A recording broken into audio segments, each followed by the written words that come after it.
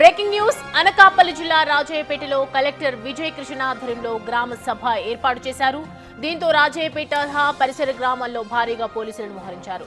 గ్రామ సభ కోసం నిన్న రాత్రి సమాచారం ఇవ్వడం ఏంటని ప్రశ్నిస్తున్నారు గ్రామస్తులు. దీనికి హాజరు కామంటున్నారు మత్స్యకారులు.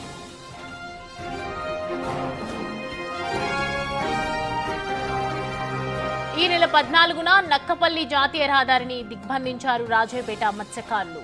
ఆ మరుసటి రోజు నుంచి రాజయ్యపేట సహా పరిసర గ్రామాల్లో 3000 మంది పోలీసులు కవాతు చేశారు.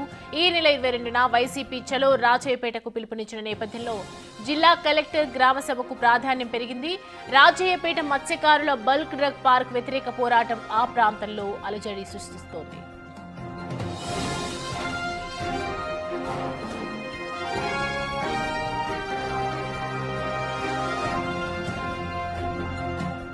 గత కొద్ది రోజులుగా కొనసాగుతున్న అనకాపల్లి జిల్లా రాజయ్యపేటలో కలెక్టర్ విజయ్ కృష్ణన్ ఆధ్వర్యంలో గ్రామ సభ ఏర్పాటు చేయడం జరిగింది. రాజయ్యపేట సహా పరిసర గ్రామాల్లో ఇటు పోలీసులు భారీగా మోహరించినటువంటి విజువల్స్ మనం చూస్తూ ఉన్నాము. గ్రామ సభ కోసం నిన్న రాత్రి నుంచి సమాచారం ఇవ్వటం ఏంటని ఒకవైపు ప్రశ్నిస్తూ ఉన్నారు గ్రామస్తులు. దీనికి హాజరు కామని చెప్తూ ఉన్నారు మత్స్యకారులు.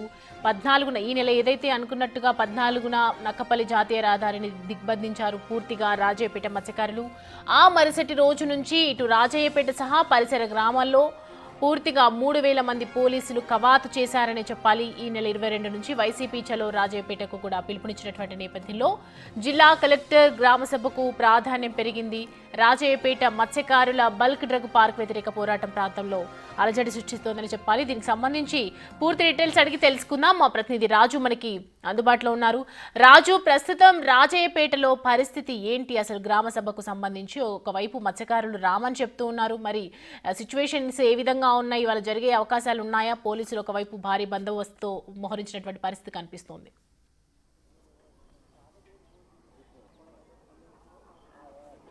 అనకాపల్లి జిల్లా నక్కపల్లి మండలం రాజయ్యపేటకు సంబంధించి గత కొన్ని రోజులుగా మత్స్యకారులు తీవ్ర స్థాయిలో ఆందోళన చేస్తూనే ఉన్నారు. తమ ప్రాంతంలో బల్క్ డ్రగ్ పార్క్ వద్దంటూ నిరసన అయితే కొనసాగిస్తున్నటువంటి పరిస్థితి అయితే ఉంది. ప్రస్తుతం నేను రాజయ్యపేటలో ఉన్నాను.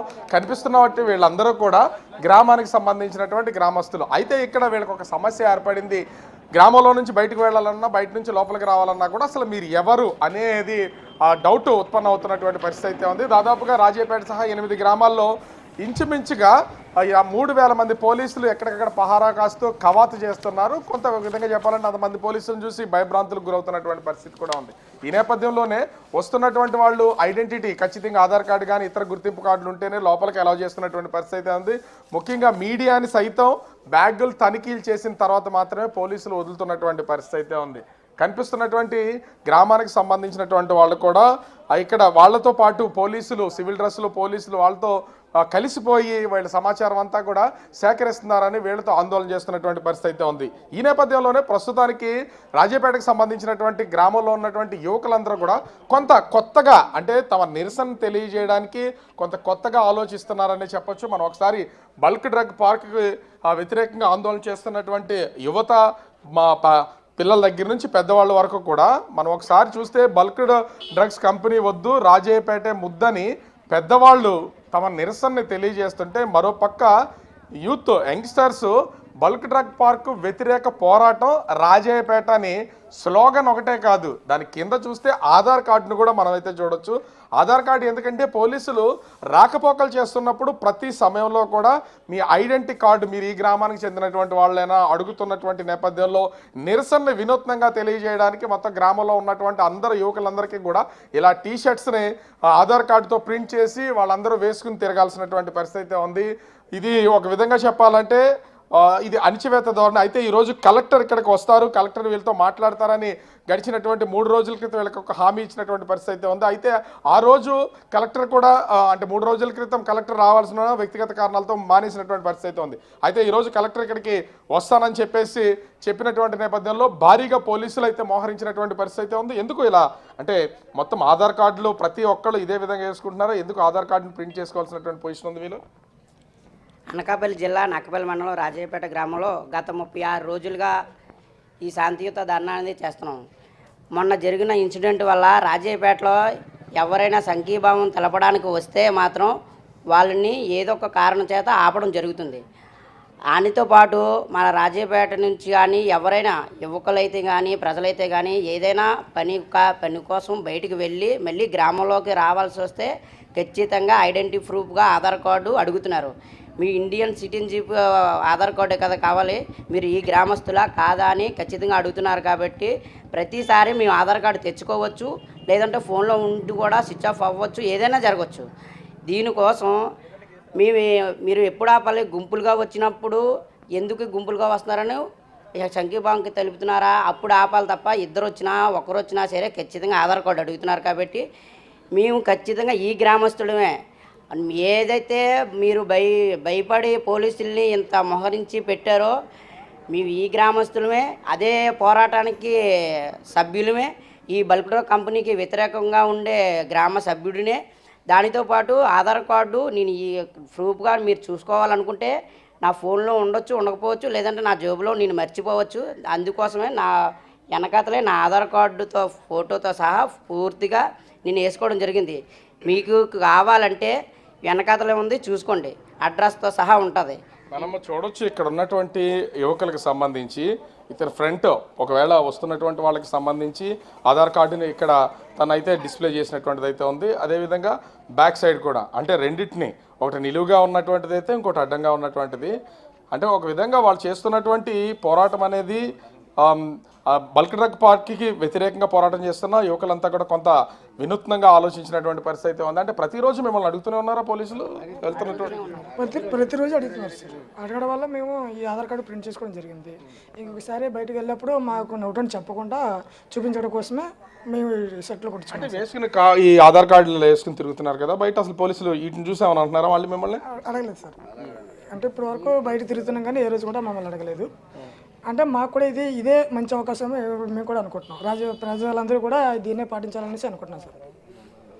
అంటే ఇక్కడ ముఖ్యంగా చూస్తే చాలా మంది అంటే ఒక్కొక్కళ్ళు ఒక్కొక్క విధంగా తమ నిరసనని ఆందోళన తెలియజేస్తున్నటువంటి పరిస్థితి కనిపిస్తుంది. ఏంటి ఇంచుమించుగా మొత్తం అందరూ కూడా ఒక ఆందోళన చేస్తున్నటువంటి పొజిషన్ అయితే కనిపిస్తుంది.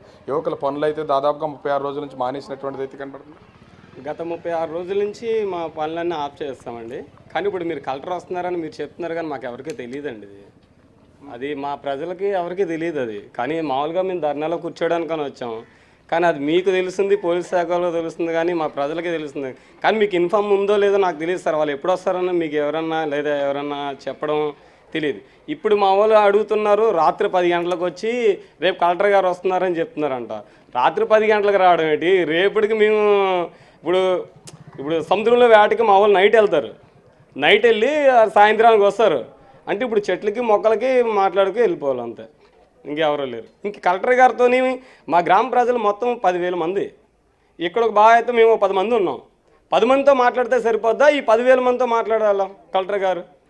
ఎందుకు అధికారులు ఎందుకు సమాచారం ఇవ్వట్లేదు? అసలు మాకు అధికారులు సమాచారం ఇవ్వలేదండి. ఇప్పుడు వచ్చి అంటే ఒక 1000 మందిలోని ఒక 4 5 తెలుసు. వాళ్ళు ఏమంటున్నారు, మేడం గారు వస్తారంట రేపు మార్నింగ్ అని వాళ్ళు ఒకరికొకరు మాట్లాడుకు. ఇప్పుడు వస్తే నైట్ 9 గంటలకు తెలిసిందంట. నైట్ 9 గంటలకు తెలిసే అసలు మా వాళ్ళు వలసలు వెళ్ళిపోతున్నారు, వేటలకు వెళ్ళిపోయారు, పనులకు వెళ్ళిపోయిన వాళ్ళు ఉన్నారు. ఇప్పుడు మేము ఇప్పుడు మేడం గారైనా ఎవరితో మాట్లాడాలి? అసలు మాట్లాడడానికి ఎవరున్నారు ఊర్లో?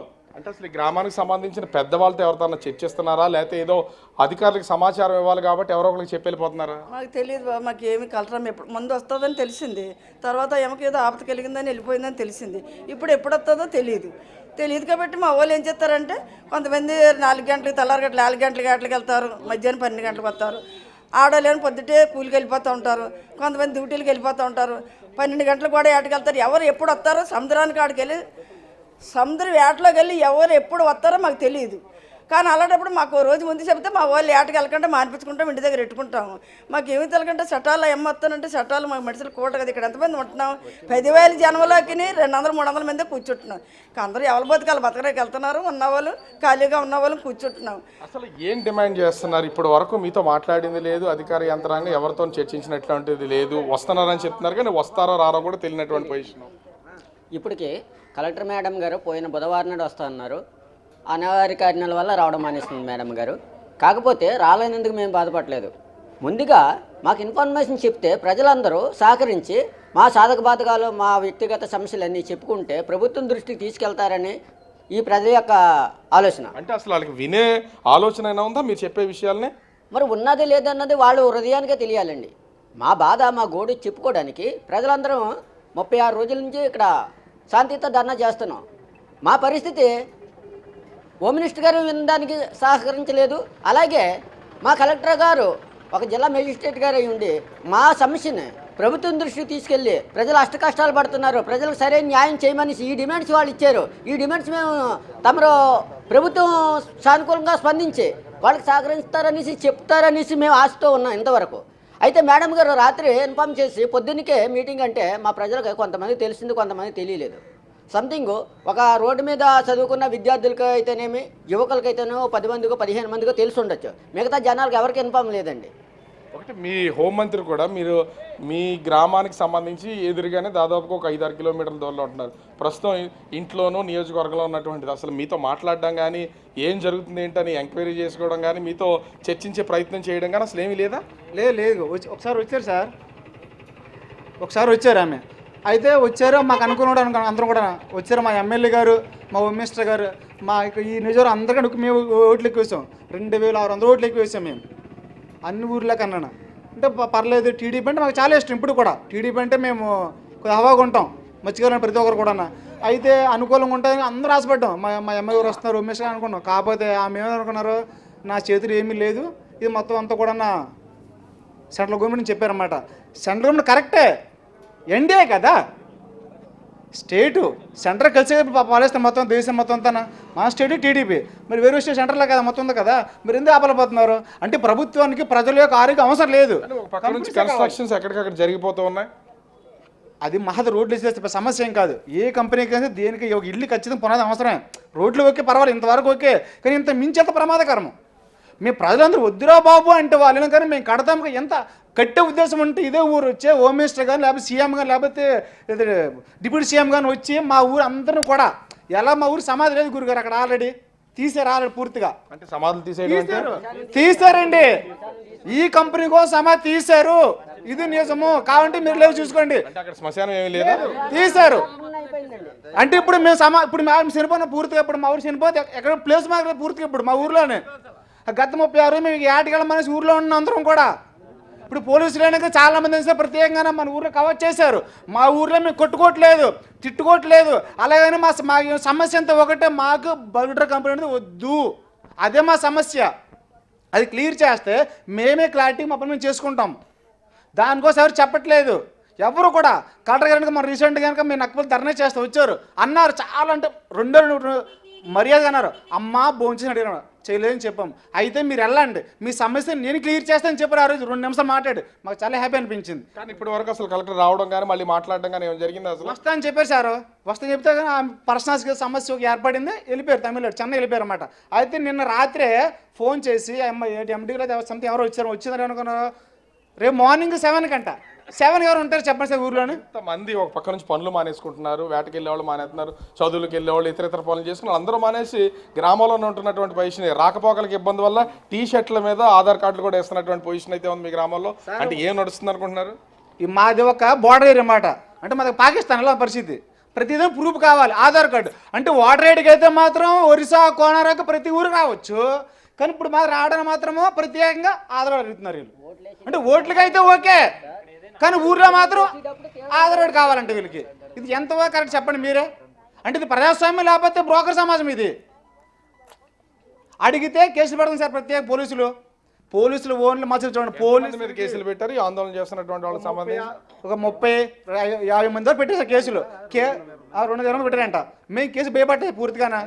కేసులు పెడుతున్నారు, ఓకే, పెట్టడం తప్పు లేదు. మేము ఏమేమి చేసామని మేము కొట్టామా, తిట్టామా, ఒకరిని చంపామా? మా శాంతిగా చేస్తున్నాం మేము.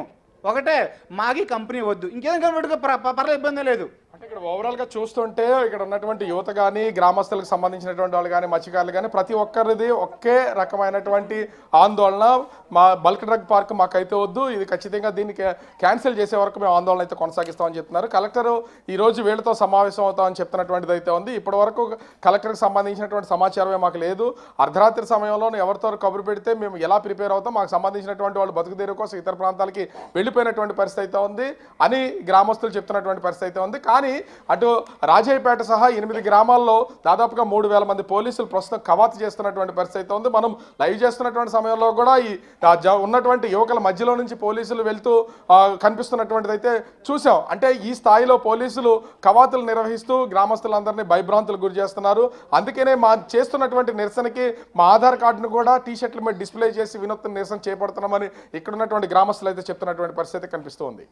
Right Raju, thanks for the updates. Right, చూస్తున్నాం కదా గ్రామ సభ కోసం నిన్న రాత్రి నుంచి సమాచారం ఇవ్వడం ఏంటని ఒకవైపు గ్రామస్తులు ప్రశ్నిస్తున్నారు. ఈ నేపథ్యంలో గ్రామస్తులందరూ కూడా తీవ్ర పోరాటం చేస్తున్నారు, నిరసనలు వ్యక్తం చేస్తున్నారు. అయినప్పటికీ కూడా పోలీసులు 3,000 మందిగా ఒక్కసారిగా కవాతు కాస్తున్నారు, భయభ్రాంతులకు గురి చేస్తున్నారు. దీనికి సంబంధించి మరి అధికారులు ఏ నిర్ణయం తీసుకుంటారనేది అయితే చూడాలి.